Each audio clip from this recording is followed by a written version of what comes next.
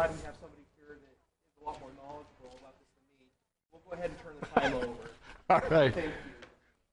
Good afternoon, ladies and gentlemen. My name is Val Grant. I am a graduate of the Wildlife Department here in Logan. I've been a wildlife consultant working for private industry since 1974. There we go. But my great love is our birds, and it's been probably one of the pleasures of my life is to have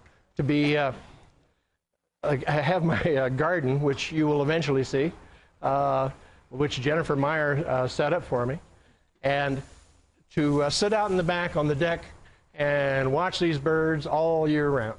Now, my wife goes right in the middle of 35 below. You bet. This is what I do. There's somebody moving around, some fool bird that thinks they're having a good time. But it's a phenomenal thing to do just from the aspect of what you'll see. This year, this spring, was by far the most phenomenal I've seen. We had a rose-breasted grosbeak. If any of you are birders, the rose-breasted grosbeak just isn't found in Utah. Just doesn't come out here. Beautiful bird. Came flying into the tree. There was a variety of, there was purple finches here. I mean, it was an amazing time. But what I'm going to do is I'm going to tell you about how to be certified. Now, we passed that out? Good, okay. And what we want to do, what I'm looking at, is we're going to take the first one, and that's providing food for wildlife. And now there's a variety of things you can do, a lot of stuff that you can put out there. Some of this stuff makes sense, others not so much. Everybody, seeds are a wonderful thing to have on the variety of plants you put out. Berries, nectar, foliage, twigs. I think the insects like those. Nuts are actually kind of neat because you can use those, let's say if you have jays and you have peanuts out there, and man, they'll just come into those and bury them all over your yard. But one of the things you want to be very careful of with the feeding, and I think this might work out, is the aspect of you kind of segregate your feeders. Now, this is the only place where you can, I can segregate and I won't be arrested and thrown in the can. But you essentially take parts of your yard and use them for the larger birds or the jays and such like that. Have other places where you've got, maybe you'll put up halves of oranges. So you'll get orioles to come in, which is, boy, that works like a charm. Just nail them up on a post or something. The others are you're going to look at, your feeders with your sunflower seeds, which are by far one of the favorites. But you can feed them the whole sunflower seeds, or you can feed them kernels. Now, I finally switched to kernels just because of the mess that I get from all the sunflower seeds that accumulate on the ground and form a pile about that high, and then I have to dig it out. No, actually, we have a real problem with that because of there's a fungus that gets started in the moist seeds that are on the ground, and when the birds come in and forage on those, then the fungus will kill the birds. So if you're ever starting to notice in your backyard, especially during the wintertime, that some of your birds are all fluffy, which they will get in terms of cold weather, but they're fluffy and they don't move. And they're just kind of, got a problem. And then you'll find a few, maybe find some dead. But the other thing is, the reason I switched to the kernels was I had one species, wrung their neck, called the pine siskin. That's a little small bird. He's mostly up in the forest, but they've decided to come down into Cache Valley. And when they come to a feeder, you'll have everything. I'll have the drop feeder or the round feeders and such, and they will come in, and they will take a seed, and they'll kind of squeeze it a little bit. No. And then there's another one. And then they'll go to another one. And then they'll work through. And I've watched them. In the spring, I had probably 200 to 250 in the yard. And within 3 hours, I had no seeds in any of the feeders. These little jerks would come in. Boom, man, there was seeds flying everywhere. The rest of the birds are going, what the hell is happening? Tried to explain it to them, so I had to put them on an extinction, do a little extinction with them and keep the food away, and actually got the Siskins out of there. But that's something you need to watch out for. Another thing is when you're feeding, you're going to have some birds coming in that you may not be real happy with. BlackBill Magpies. I don't know, does anybody have BlackBill Magpies in their yard? Do you love them?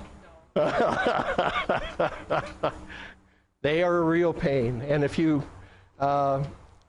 there's a way that you can harass them or anything like that, do so. Now, since they're protected by the Migratory Bird Act, you can't shoot the little buggers, but you can convince them with a low-powered pellet gun or BB gun that maybe this is not a good thing. Actually, one guy, I don't know whether you've seen those kids with those water rifles, and they would just come out and nail them with a water rifle. Quite effective, actually. The other one is the collared dove. Does anybody have collared doves that are hanging around their yards or ranches or anything? Well, they're just like the starling.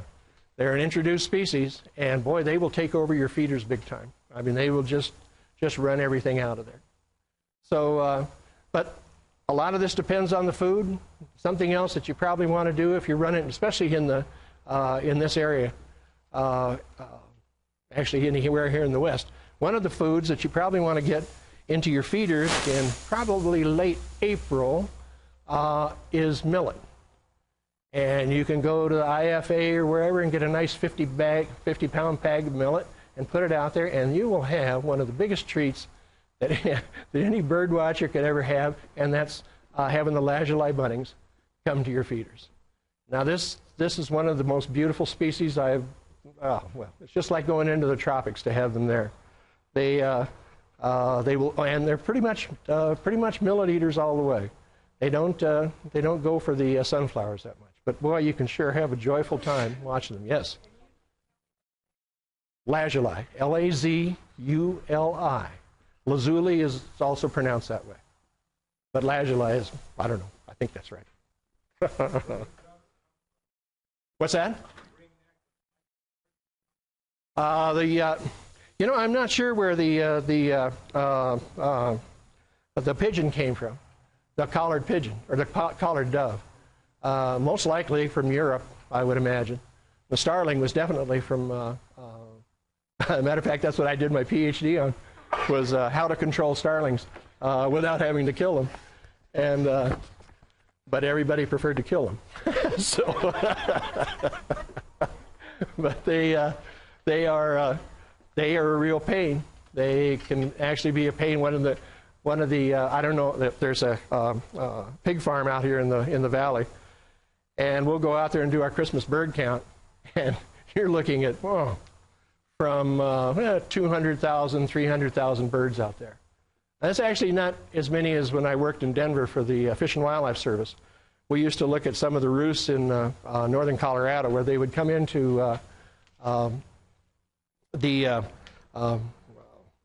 cattle feedlots. And we were looking at 1 million to 2 million birds coming in. And when you see these birds come flying in at night and into the roost, and you would be to the east of the roost, and as the sun's setting in the west, they would block out the sun. I mean, you're just going, ooh. And that's why I was studying a repellent that would force them away. Everybody wanted a starlicide that'll kill them dead. That's what happened. Anything else? Let's see. Oh yeah, okay. Clean up the fungus on the birds, and try to set, if you're looking at feeders or if you're trying to, and some of your vegetation and such. Yes.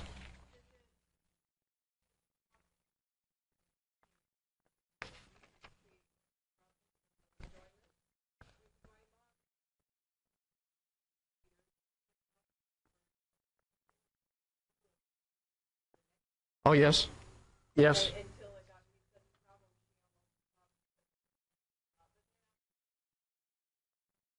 Moved on. Yeah, they will. That will happen, definitely.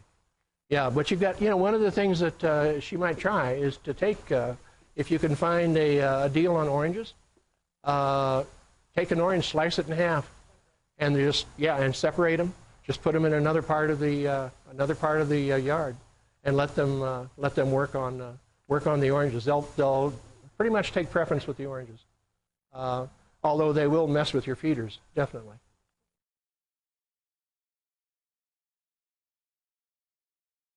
Yes, ma'am.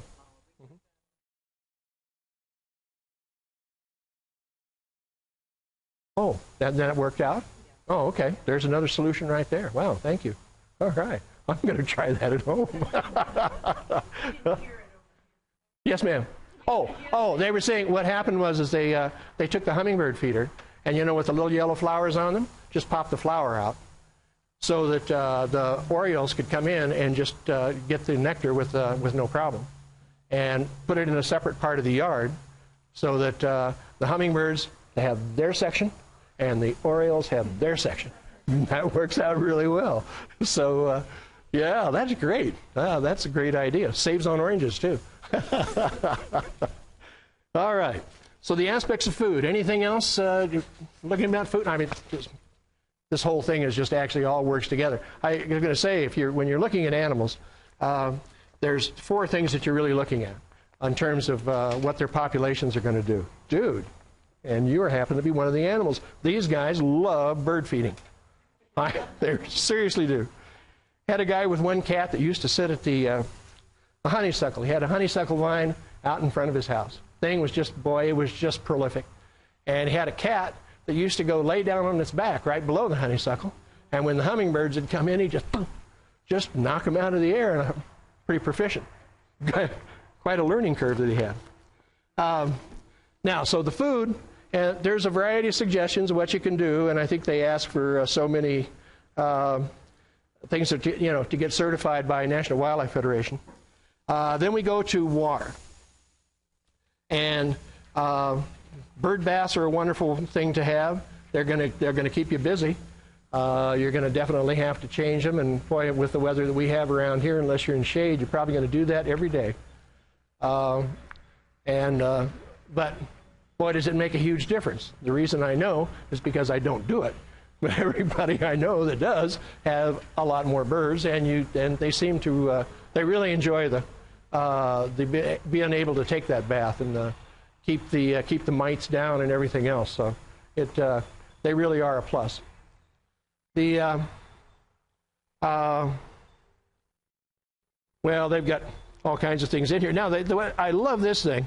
It's your habitat, and this is your habitat you're going to work with, to provide clean water for wildlife, to drink and bathe. I think that's great. Bird bath, yes, indeed. A lake. So if you're going to put a lake in, that's good. Okay.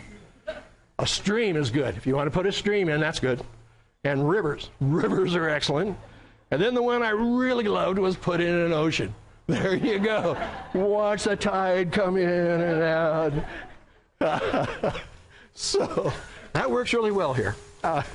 But the bird bath and some pools and stuff where there is water and that you can keep it clean, and this works like a charm. I mean, it really is a plus. Of course, you'll get everything else that'll be coming in to use it. The cats love to ambush the birds on bird baths, but that's what cats do. The other one is the squirrels. I forgot to mention that on back up here is that they mentioned that one of the things you can put in for a feeder is a squirrel feeder. You don't need a squirrel feeder. No way. You have anything you put out there, the squirrels are going to be there. Huh? Yes, indeed. Yeah. So that's and there are some great feeders that they develop back east that are just stymie the squirrels to no end. I mean, they're just going, wait a minute, come on, this thing should work well, and it slams down on the and God, it's good to see a squirrel frustrated. They are some rascals. And as they hang up above your feeder and they've got their claws way up and they're trying down like this, and pretty classy, pretty classy. And a spring also, if you can develop a spring in your backyard. I thought what we'd do is we'd go out and find the main waterway that the city has, and we'd tap it, and then we'd have a little spring back in the back, just kind of bring a little free water in. But that's not going to work. Okay. But as you gardeners, you're looking at, this is the third item that you need to cover to get it certified. And this is creating cover for wildlife. Now, shrubs, thickets, and brush piles are just absolutely phenomenal. The thing is, we've got some shrubs that are sitting in our backyard. When the infamous accipiters, either a Cooper's hawk or a sharp-tailed hawk, make a cruise in. Now, the place just becomes, there's no birds.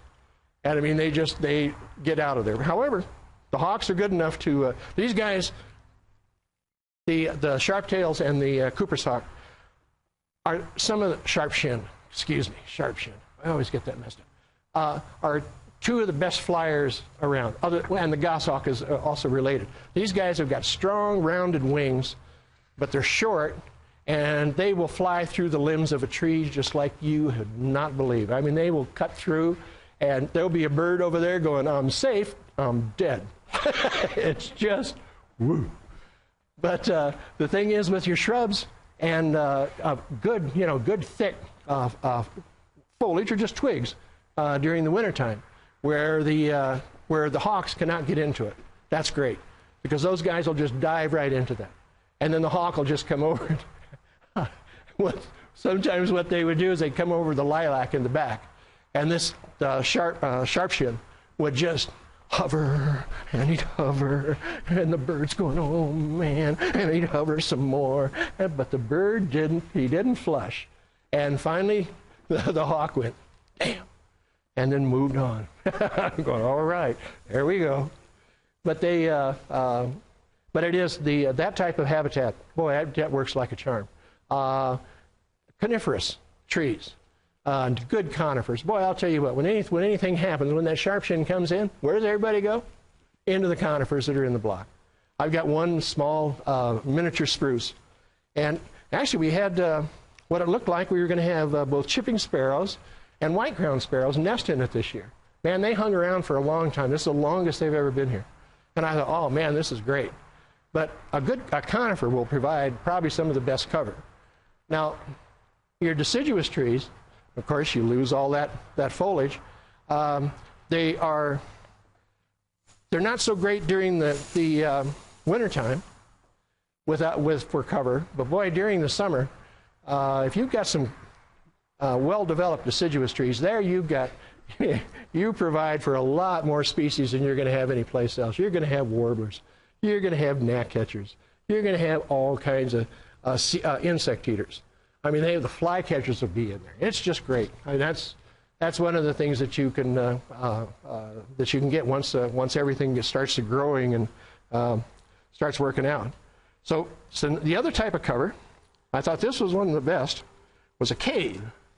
I know that you all are really interested in having caves at your house, and you can develop one. You can just take one of your rooms and, just put it off all by itself. It's just like the gentleman was talking about the bees. He'd have the bees come in the house. Well, this way you can have bats come into the house, roost there in their own little spot. No, not really. But you can get bats if you put up roost boxes.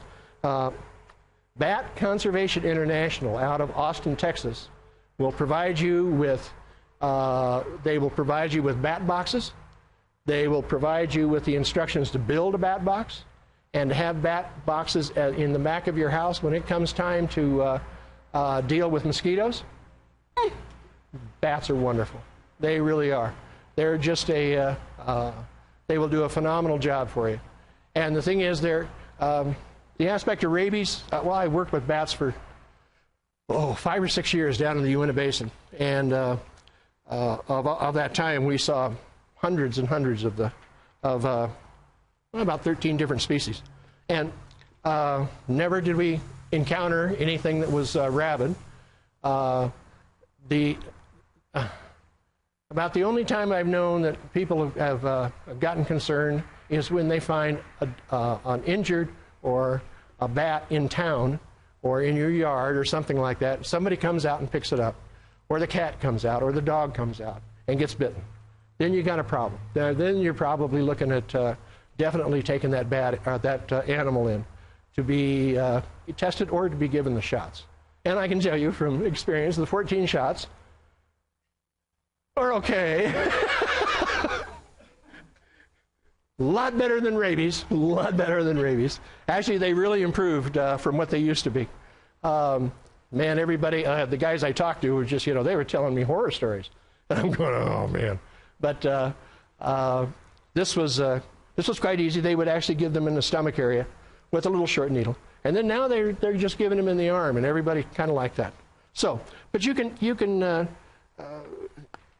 well, as you gardeners are, you all are phenomenal. As I'm going to show you what we had in the yard. Oh boy, I better hurry up here. Now the other thing is give wildlife a place to raise their young. And if you can do that, that's great. I mean, probably the places where you can, where that will work best for you is if you have a pretty massive yard. If you're in a farm, a ranch, and stuff where you've got extensive properties, then yeah, I mean, you're going to have all kinds of fun with that. And there's nothing better. Well, we have some there. We have some house finches that get raised in the conifers down the block, and so they bring up their young. And these guys are out there just loud and just go, and I'm kind of going. So I brought the kids out and I said, that's what you were like. Just remember that. Okay. So let me take a quick minute here to take you through. Did he do it right? Maybe he did. Maybe he didn't. Oh, there we go. Okay. I'll bet you can see that really well, huh? Okay. Jennifer Meyer is the one who put this together. Jaylene is the one who is helping me keep it surviving, keep it going. So this is what our backyard looked like. We put the deck on. We did a addition on the house, and so we had the deck, and we had a lot of lawn, and was an apple tree back there, and we planted right here was I have a thing here, don't I? Wow. I think that's it. Right there was a linden, a short leaf linden, small leaf linden, whatever. And right over here was a locust. And so then what we did, Jennifer came in. This was in 2000. Now, this is a backyard over in the northwest corner. And I'm sure you can see that really definitely, just all the precise, yeah, okay. All right. This is the side of the house. This is the north side of the house. And you can see that side yard has, and I love refuse. I mean, I do. I just love junk. And so I try to pile it wherever I can. But as we were redoing the house, that's where it all ended up, on the side yard. So we went, okay, all right. And this is the front of the house. So this is all 2000. 2002. Jennifer starts working her magic. Woo! Actually, it was 2001 when she started this. So here's a look back into the southwest corner. This is under the linden tree. This is over in the northwest corner. We also put up I'm not sure what you call that thing, a great big thing right over there. A portico or something like that. There we go. And we planted wisteria right in here. We also have this Japanese maple, and actually this is that miniature spruce that we had. Japanese maple here. It didn't make it. It finally succumbed to the weather. And this was pretty wide open. That changed because my philosophy in gardening or running a garden is we'll just let it go. Let it do the things that it wants to do. And as Jaylene has found out, yeah, but does that mean the grass comes all over the place? But yeah. Okay, here's the side yard again. Now we put in a high fence, put in a shed, which almost cost me my life because the city said I was against the ordinances that you could do that. I didn't have a foot of space between my property and the shed. So they said, you're going to move it.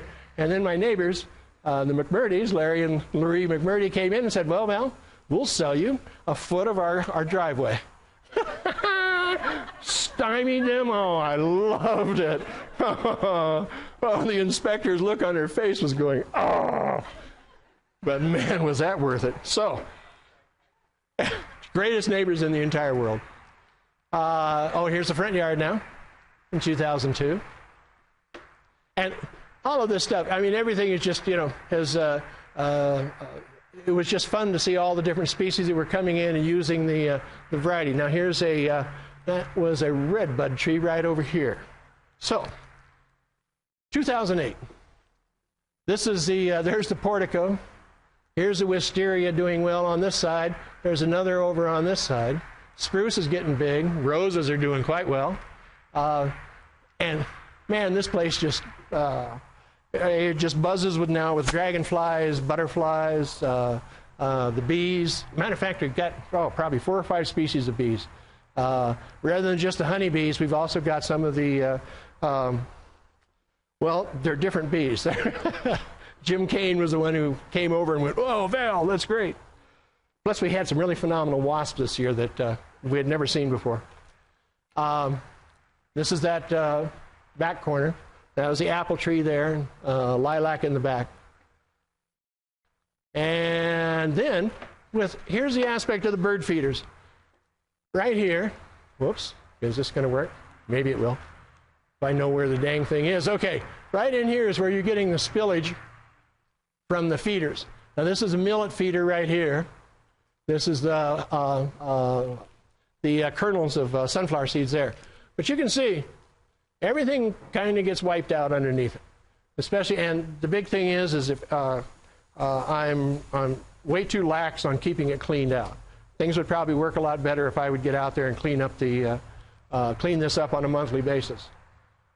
If it's an annual basis, it's a miracle. At least that's what the boss says. And then there's another feeder that's right over here, and that same type of deal. And here we go. This is the lazuli bunting right here.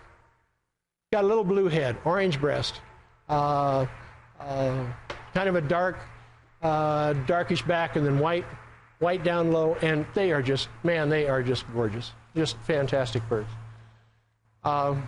And to get up in the morning and just look out in your backyard and go, wow, life is good, folks. And then house finches are sitting over here. Matter of fact, that might be one of the lowly pine siskins with those bars on his... Okay. This is the backyard in 2010. This was taken early, so the wisteria is not out yet. But as you can see, things are starting to just take over. They're going willy-nilly. But at the same time, man, there's a lot of birds that come in. There's we'll get the towhees that'll hit and this and that. So it's, like I say, it's kind of everybody's choice of how it's going to work and what you're going to do. But you're the people that makes this all happen. I'm the guy that just goes, "Ooh, wow, God, that's pretty."